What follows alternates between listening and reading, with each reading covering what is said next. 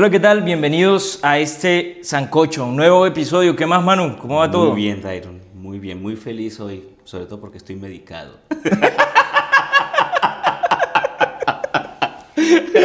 Y bueno, justamente de eso vamos a hablar hoy. Como dijo el presidente Petro, de algo tiene que servir la borrachera. ¿Por qué la borrachera no puede ayudar a salvar la vida? Sí, señor. Vamos a hablar entonces hoy de la salud mental, ¿no? De la salud Principalmente mental. de esto que tenemos que enfrentar a veces algunas personas, como la ansiedad o algunos de estos trastornos que nos llegan a veces. ¿Conoces a alguien que no lo haya vivido? Es decir, que haya pasado por la vida como en automático y que no haya experimentado algo como un problema de ansiedad. Mm, Yo creo que ese ideal estoico es imposible en este momento del mundo, sobre todo cuando mucha gente lo experimenta de muchas maneras y como realmente es algo como tan novedoso, es decir, en cuanto trastorno mental, en cuanto problema de salud mental visibilizado, es algo muy nuevo. Sí. Es decir, mucha gente lidiaba durante mucho tiempo con la ansiedad. En los 90, ¿cómo se lidiaba con la ansiedad, Iron, en el colegio? Masticando lápices, masticando lapiceros. Hoy los pelados no mastican lapiceros ni lápices. Comen chicle, comen golosinas, toman bebidas energizantes. Hoy en día la ansiedad se maneja de otra manera. Quítele uno el celular a un estudiante y lo vas Se a ver desespera. desesperado. Manu, yo pienso que algo que hablamos en nuestro episodio anterior y que conecta con esto es que quizá la pandemia reveló muchas de esas cosas que se vivían en silencio Sí. y que la ansiedad es algo que quienes la hemos vivido, quienes hemos experimentado ese nivel de carga emocional que se traduce a veces en dificultades físicas, Ujú. somos conscientes como del mar de cosas que suceden a partir de eso. ¿Cuándo fue tu primer episodio de ansiedad? ¿Cuándo fuiste consciente de que eso te pasaba, de que eso te habitaba? Es una cosa muy particular. Yo descubría, por ejemplo, que cuando estaba en la formación en el seminario, o sea, siendo adolescente, joven, muy joven, entre los 19, 10, 20 años, yo sentía que cada vez que se reunían las juntas para evaluarnos era una angustia y un nudo en el estómago, pero uno no le paraba, uno creía que era como nervios. La gente decía, esos son nervios, ¿cierto? Entonces cada vez que había juntas evaluativas o alguna cosa de esa sentía esa angustia en el estómago y esa sensación de que algo malo va a pasar, ¿no? Y nunca pasaba realmente algo malo, pero era esa anticipación acelerada frente a eso. Luego volví a experimentar la ansiedad de nuevo, fuerte, fuerte en Estados Unidos, con el tema, pero no sabía que era ansiedad. O sea, yo descubro que era ansiedad justamente allá. Es decir, allá sé que Claro. tenía un problema que era y que se debía al entorno nuevo que estaba viviendo y que en mi perfeccionismo, la restricción del idioma, por ejemplo, me generaba unos niveles altísimos de ansiedad al punto de paralizarme en algunas ocasiones. Hay digamos, hay un paso personal y es cuando uno ya le pone nombre a esto. Sí, Cuando uno es consciente de uno mismo y uno descubre que efectivamente sí le está pasando. Porque al principio es como una cosa, ¿sí? sí, Uno dice como la cosa, como esto que me está pasando, se lo puedes endilgar a cualquier sí. enfermedad personal o a cualquier transición o algo que te comiste, pero luego eso se va volviendo una cosa más y una cosa más hasta que llega un punto donde explota en lo personal. Cuando yo pienso en la primera crisis de ansiedad, fue hace muchos años, no fui consciente de qué era, como te digo, no le tenía nombre a esto todavía, y fue cuando asesinaron al tendero del barrio. Cuando sucede eso, A don Víctor. a mí me... no, don Víctor se llamaba Jairo. Jairo, ok. Don Víctor fue después, pero la cosa es que cuando sucede eso, Ajá, recuerdo de niño sí. que mi cuerpo empezó a temblar y no podía parar de temblar, además porque mi papá estaba por fuera y yo sentía que algo malo le iba a pasar también. muchas de estas cosas que se viven, creo yo que también podemos decir que el conflicto armado nos ha hecho mucho daño en la salud mental. Muchísimo. Yo siento que uno de los aspectos que se tiene que trabajar desde política pública es la salud mental. Aquí tenemos que recordar, Dairon, la labor que tuvo tu mamá hace muchos años como vigía de salud, ¿te acuerdas? Claro. Bueno, Raquel, tu madre, fue vigía de salud. Y estas personas tenían una función maravillosa porque les daban instrucción sobre comportamiento y salud a familias que no lo tenían. Les enseñaban a manejar el agua, a hervirla, a manejar el cloro, a manejar los elementos de la casa, la higiene, el aseo. Y aparte de eso, el tema de las vacunas que llevaban, ¿no? Claro. Pues yo creo que hoy en día vamos a tener que buscar, por lo menos lo digo desde la realidad en la que vivimos nosotros, el Catatumbo, tenemos que buscar vigías de salud mental. Eso tiene que entrar desde una política pública para que atienda a la gente, porque hay una cantidad de niños, de padres, de madres, de personas que es debido al conflicto, al desplazamiento, a escenas terribles que les ha tocado contemplar en la vida, están enfermos mentalmente. Sí, y yo creo que muchos de los que llamamos, esto lo hablamos en temporadas pasadas, personajes típicos, son gente que tiene una historia traumática detrás. Sí, los personajes típicos que son los locos de pueblo, son personas con trastornos mentales que no fueron atendidos. Y yo creo que muchas de nuestras dificultades personales, o pienso yo también de los ciclos de violencia que se viven en nuestra región, es producto de que nunca sanamos eso. Es decir, esa parte, normalizamos tanto la violencia, se nos hizo paisaje, que incluso en nuestra propia salud no nos preocupamos de que, digamos, de que viviendo tantas cosas desde el colegio, como que nos encerraban si pasó una toma guerrillera, si pasó algo, pasó normal, al otro día venimos, no pasa nada, volvemos al colegio, formamos y la vida sucedió. Pero ¿qué hay de esas cosas que nos marcaron? Que definitivamente nos tocan desde más adentro y que luego quizás esos efectos no se ven en la infancia, pero en la adolescencia y en la juventud, en la adultez, maduran esas cosas y salen de cualquier forma, ¿no? Con una adicción, con una... sobrepensamiento. Con un sobrepensamiento, o sea, ¿cómo vivir con eso? Bueno, yo creo que lo primero es ser conscientes de que está pasando algo en nuestra sociedad y los índices de violencia de Iron tienen que demostrarnos eso. Es decir, los datos sociales nos tienen que demostrar que estamos pasando por un momento en que de alguna forma el sistema ha fallado. ¿Y en qué manera ha fallado? En que la gente es infeliz. Uno encuentra mucha infelicidad. Yo lo veo constantemente en las aulas, lo veo en los padres de familia, lo veo constantemente en la sociedad. Y es porque vivimos en medio de una tormenta de emociones, de peligros, de riesgos, de cosas. Piénsese en los jóvenes que tienen que ir a clases en el colegio, en el Tarra, en el Catatumbo, que vamos al colegio en medio de disparos, no escuchamos los disparos a lo lejos, claro. Que están atacando la base militar, y el helicóptero, que están tirando, que el helicóptero está pasando, que el Black Hawk, es decir, todo el tiempo estamos sobreestimulados con el conflicto. Como si vivir en paz fuera un privilegio. Sí. De hecho, uno tiene que partir como maestro de enseñar desde un supuesto, y es que la paz no es una presencia, es una ausencia, ¿no? Es como hablar de Dios en clase. Dios está ausente, es el ascónditus. Es lo mismo hablar de la paz ahora. La paz es ascónditas, está escondida, está ausente. Y cuando la paz no la hay, las enfermedades mentales nos pueblan.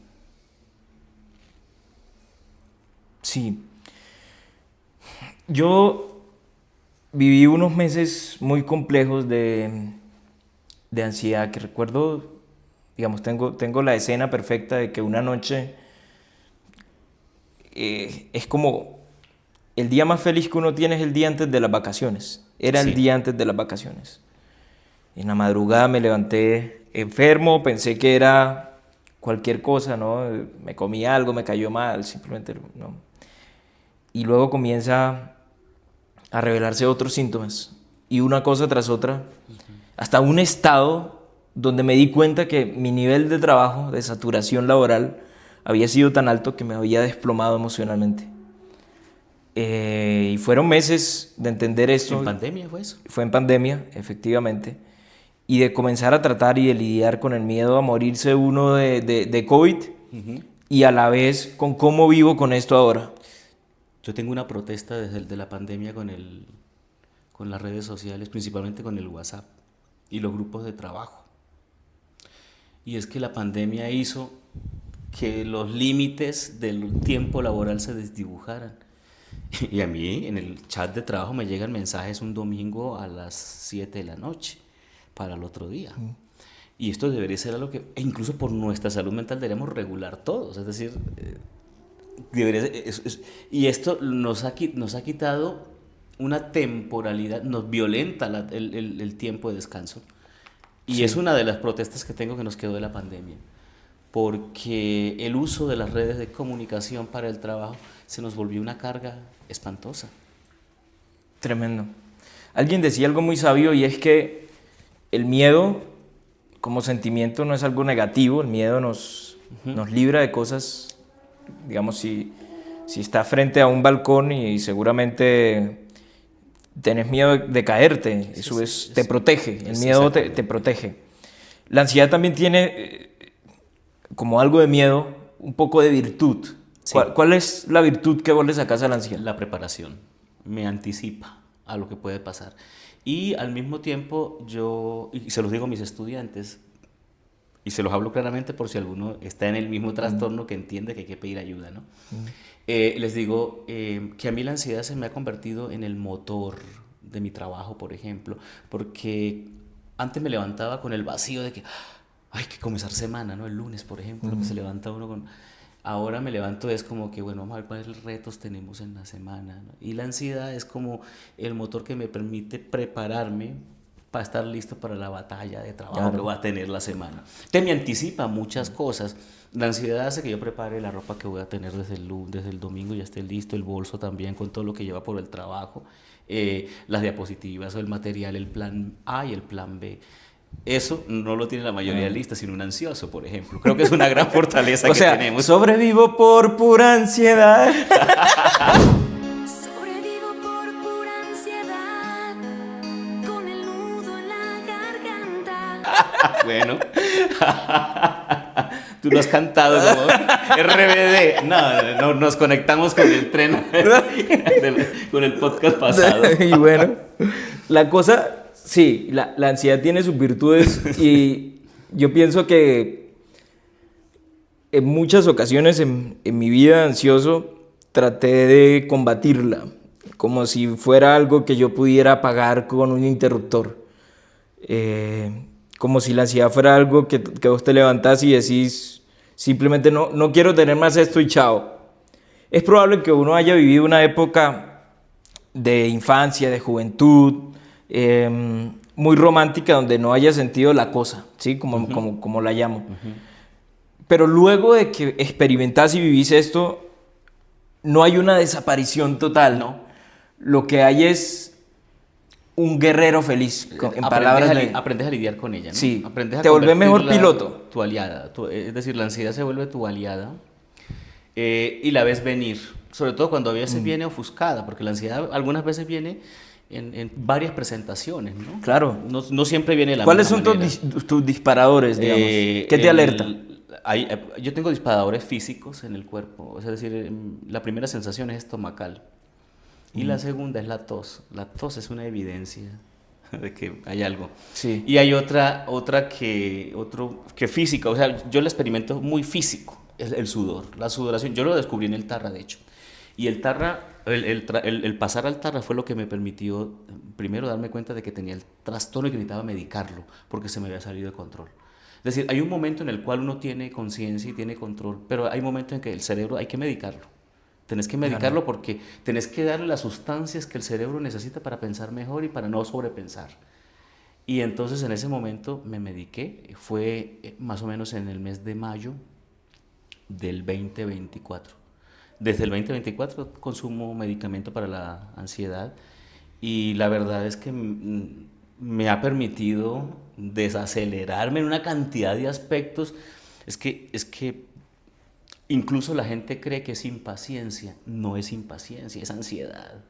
La gente cree que es una alergia, es una tos. No, no es una tos, es ansiedad, es tu cuerpo reaccionando violentamente ante una presión que no logras comprender del todo. Entonces es bueno que la gente vaya comenzando a ver ese tipo de cosas y comienza a decir, uy, sí, esto va por aquí, y no pasa nada. No pasa nada en tomarte un medicamento, y no pasa nada en que para comprender lo que necesites, pues vayas al psicólogo. Pero mira que en región, y pienso yo que esto en ciudades más urbanizadas se ha superado un poco, pero seguimos lidiando con la idea de que tomar medicamentos para ayudarse en la salud mental, no, eso es algo terrible, te va a volver dependiente toda la vida y es absolutamente nocivo. Y digamos, quizá el consejo más prudente que uno da es experimente lo que es vivir mejor a partir de tener un control médico sobre esto.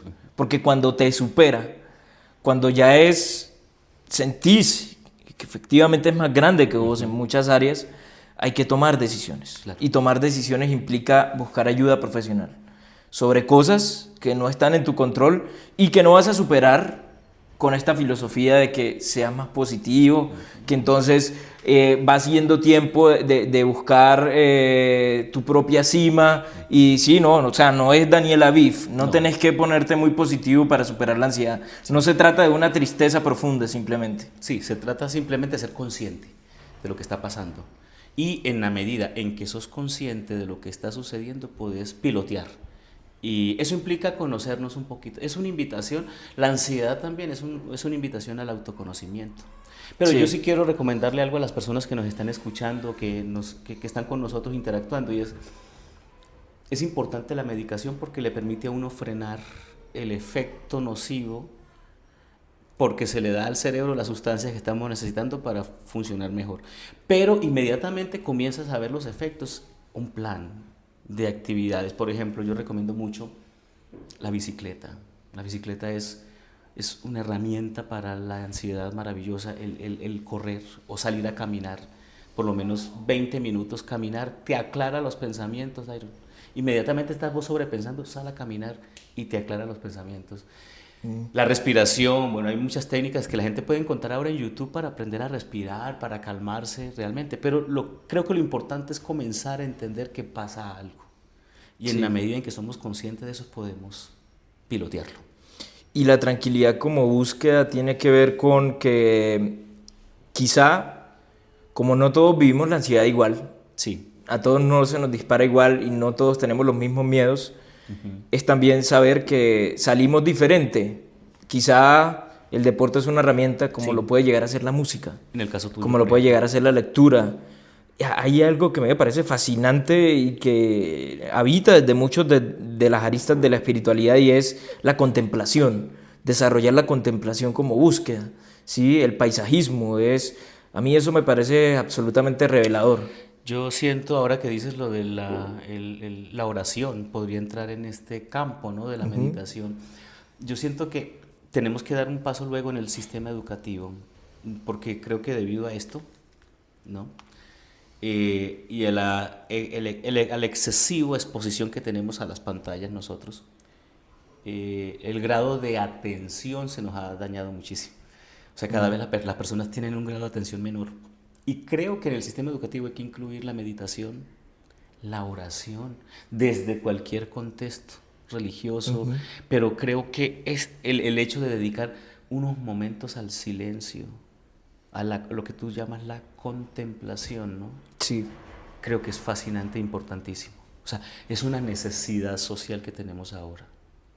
Sí, en medio de este contexto de rapidez, de inmediatez, hace falta que se levanten voces para la tranquilidad como recomendación.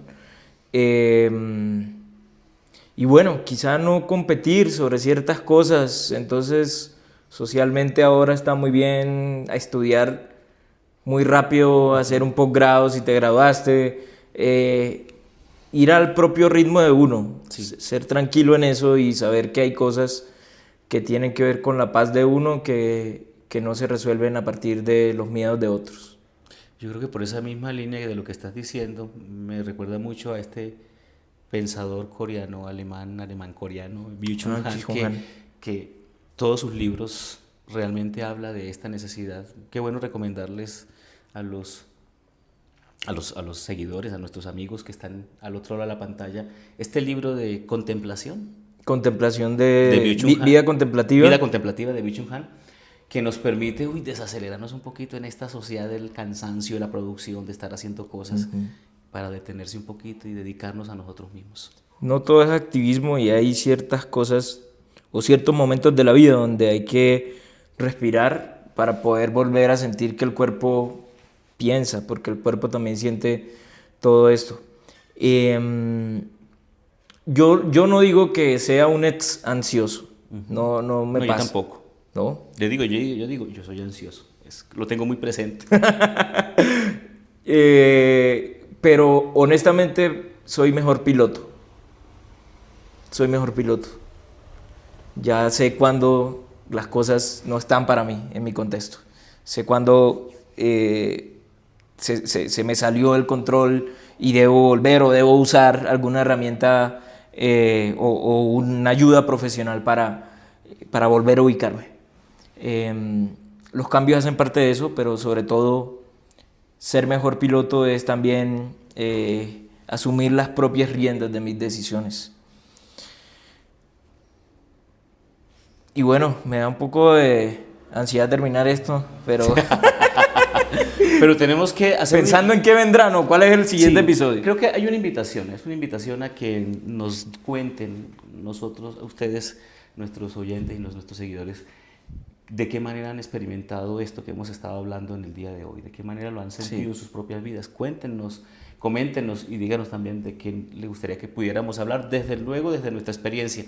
No mencionamos medicamentos aquí porque la idea nosotros no podemos ni recomendar nada de esto, pero la recomendación general sí es que estemos muy pendientes y muy presentes de lo que vivimos y sentimos cada uno de nosotros.